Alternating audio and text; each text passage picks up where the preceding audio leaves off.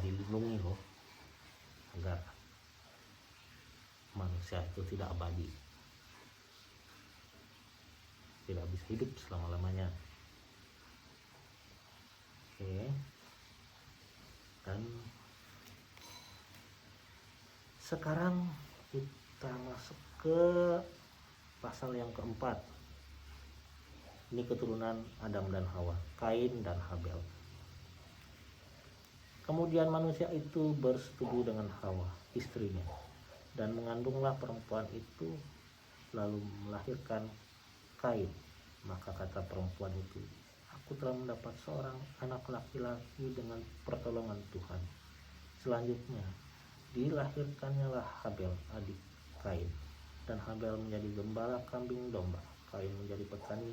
Setelah beberapa waktu lamanya, maka Kain mempersembahkan sebagian dari hasil tanah itu kepada Tuhan sebagai korban persembahan.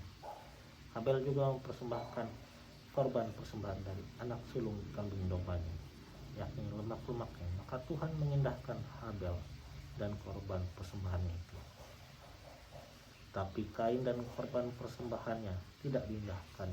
Lalu hati Kain menjadi sangat panas dan mukanya muram.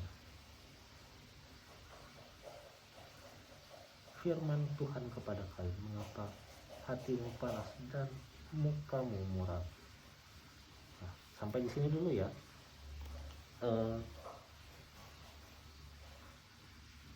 Ternyata setelah makan buah pengetahuan itu, kita dapat merasakan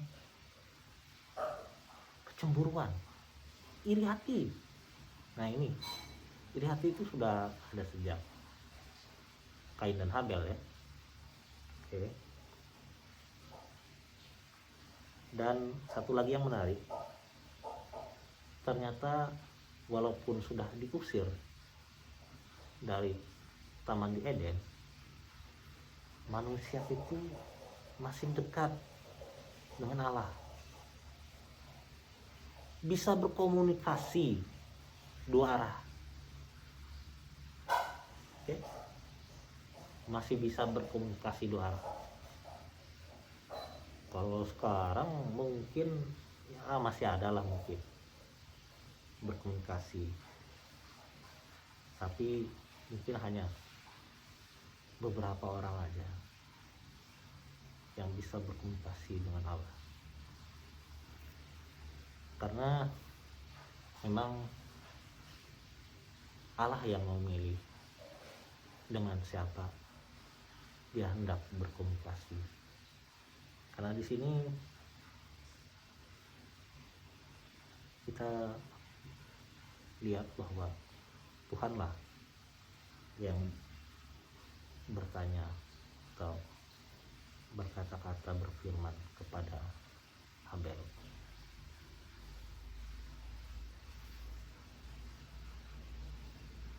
Oke, kita lanjut ayat yang ke-7. Apakah mukamu tidak akan berseri jika engkau berbuat baik?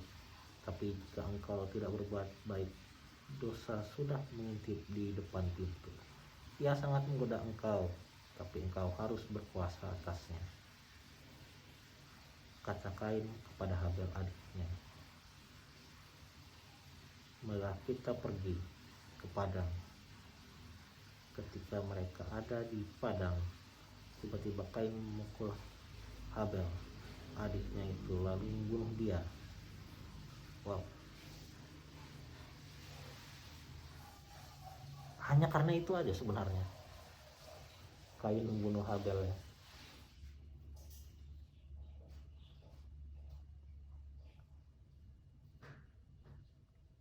Sangat wow sebenarnya.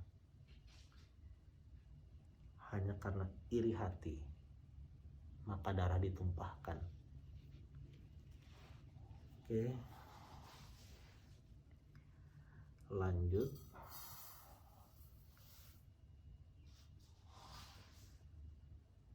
Ayat yang 9, firman Tuhan kepada Kain, di mana Habel adikmu itu?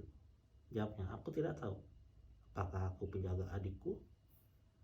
Firman-Nya, apakah yang telah kau perbuat ini? Darah adikmu itu berteriak kepadaku dari tanah. Nah ini kita bahas ini dulu. Ternyata darah yang tumpah itu masih bisa berteriak.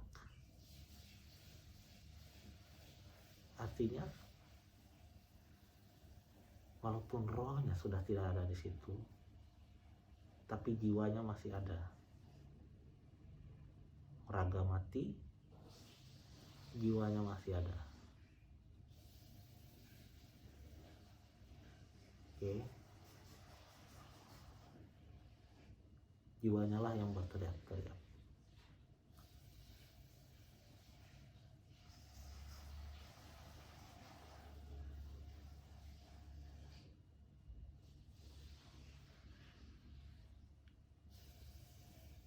Oke, lanjut. Ayat yang ke-11, maka sekarang terkutuklah engkau, terbuang jauh dari tanah yang mengangkatkan mulutnya untuk menerima darah adikmu itu dari tanganmu. Apabila engkau mengusahakan tanah itu, maka tanah itu tidak akan memberikan hasil sepenuhnya lagi kepadamu. Kau menjadi seorang pelarian dan pengembara di bumi. Kata Kain kepada Tuhan, hukumanku itu lebih besar daripada yang dapat kutanggung. Engkau menghalau aku sekarang dari tanah ini, dan aku akan tersembunyi dari hadapanmu, seorang pelarian dan pengembara di bumi. Maka barang siapa yang akan bertemu dengan aku, tentulah akan membunuh aku. Firman Tuhan kepadanya, sekali-kali tidak, barang siapa yang membunuh Kain akan dibalaskan kepadanya 7 kali lipat.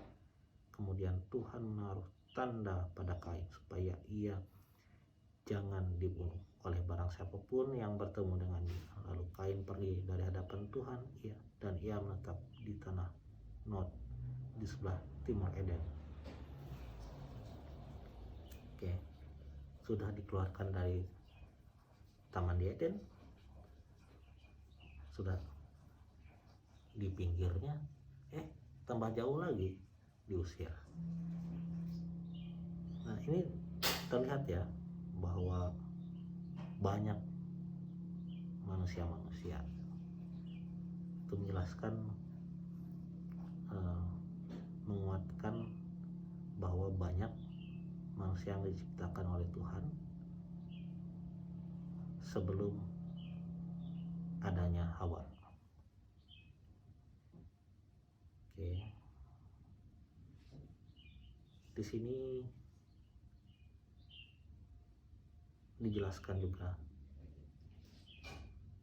kenapa kita tidak bisa maksimal dalam mendapatkan sesuatu. Ya karena ini sudah ada kutuk, tidak dapat maksimal lagi dari apa yang kita usahakan. Kalau dulu sebelum Kain membunuh Habel, yang dia usahakan sepenuhnya dia dapat.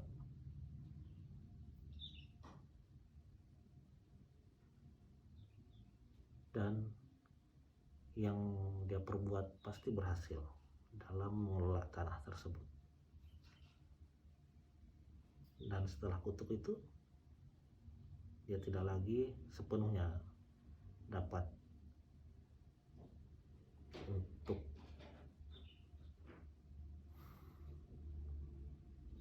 menerima hasil dari tanah yang diolahnya. Dan menariknya, tanda apa sih yang diberikan Allah kepada Kain sehingga orang yang bertemu dengan dia tidak akan membunuhnya?